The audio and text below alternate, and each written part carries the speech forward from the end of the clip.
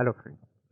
Now let us take up the concept number 10, 4.10, the switch statement. After learning the features and functionalities of the variants of if, now let us focus on the switch statement. This is known as switch construct. Normally it is in a bigger form. This is used for multiple branching. Whenever there are dozens of multiple alternatives are there, then switch is the right control structure or right construct and which provides high readability. You can understand it very easily because it's a format.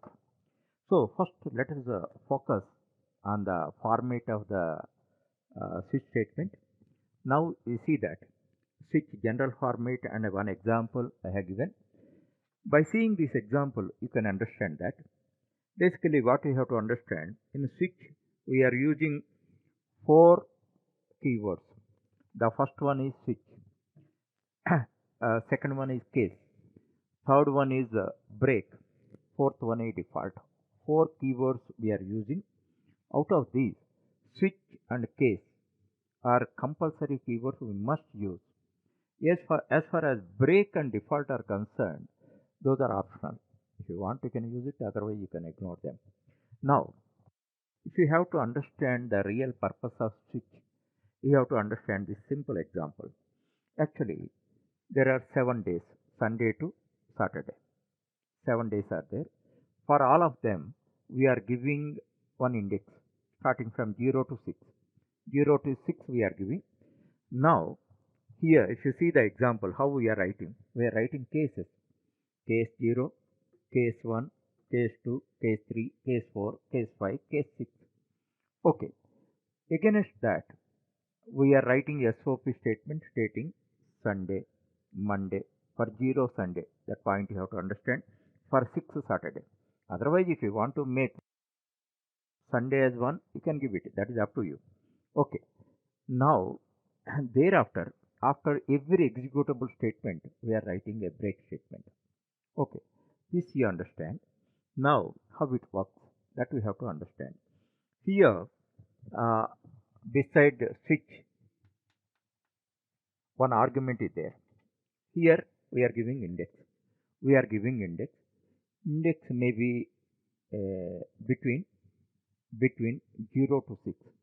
7 options are there. Now, if you give 0, obviously Sunday is printed because you have written SOP statement. Sunday is printed. If you give 4, Thursday is printed. If you give 6, Saturday is printed. But if you give 7 or above that, what will happen? No error will come. You have written a default statement. This you can write it as an alert statement also. Now, what you are writing in this case, you have crossed the index limit. Because somebody may think that it may be 1 to 7. They may give 7. In such case, this alert statement is printed. So, in this way, when multiple branching is there, number of alternatives are there. Out of that, we have to choose one of them. This construct can be used, and in many cases we use this. And you see the structure of that is so big, and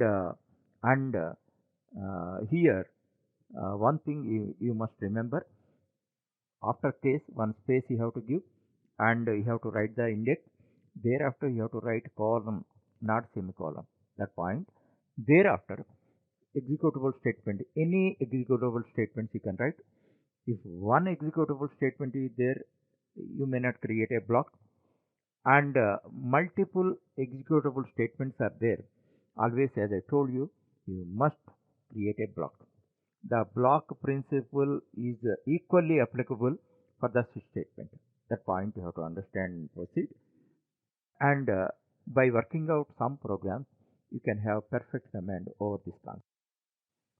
As I told you already, after understanding any construct and features and functionalities as well as general format, then you write its flowchart, because this is the only way to acquaint with flowcharts and getting expertise over writing the flowcharts. Now you see that everything I explained, just to understand the flowchart. Here condition is there, executable statement is there, after that break statement is there. Like that, you practice it. By that, will be perfect over that. Overnight, you cannot learn. Gradually, after learning every control structure, you practice the corresponding flowchart.